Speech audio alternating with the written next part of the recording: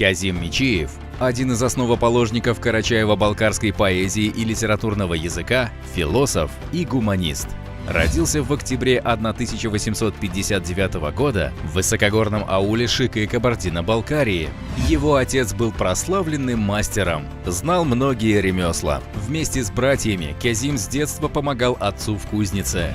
Он вырос у горящего горна под мерный стук молотка, слушая неспешные беседы и рассказы старших. Кязим с детства впитывал в себя богатство народной речи, чтобы спустя годы создать свой язык неповторимых образов. При этом он оказался достойным продолжателем дела своего отца, был тонким мастером-кузнецом. Кязим учился вначале у эфенди села Безинги, а затем успешно освоил арабскую грамоту в Лескенском медресе, научился турецкому и персидскому языкам. Тогда же родились его первые стихи. Известный в народе просветитель Чепелео Эфенди увлек юношу светской литературой. Знакомство с великими мастерами Востока, с их творчеством, оказало благотворное воздействие на будущего классика карачаево-балкарской поэзии, стало бесценной школой творческого поиска. Первые же поэмы Кязима Бекиевича стали шедеврами национальной литературы Балкарии и Карачая. В 1896 году Кязим совершил первое путешествие в Мекку.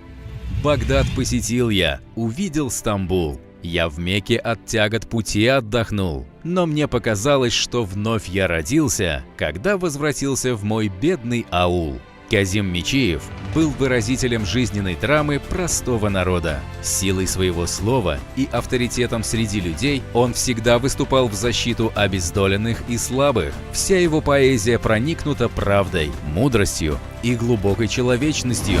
Кязим умер 15 марта 1945 года, далеко от родных гор, в казахстанских степях, куда он был выслан со своим многострадальным народом.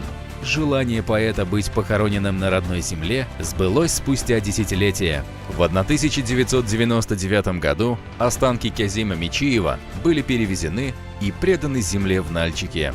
Серый камень сорвался с утеса, в мрачной бездне остался лежать. Никогда ты наверх не вернешься, свой утес не увидишь опять. Я молю тебя, Господи, ныне, лучше в камень меня преврати, но остаться не дай на чужбине, к моему очагу возврати. Строки из произведений Кязима и сегодня проникновенно звучат повсюду, где собираются балкарцы и карачаевцы. Его творения остаются голосом души народа.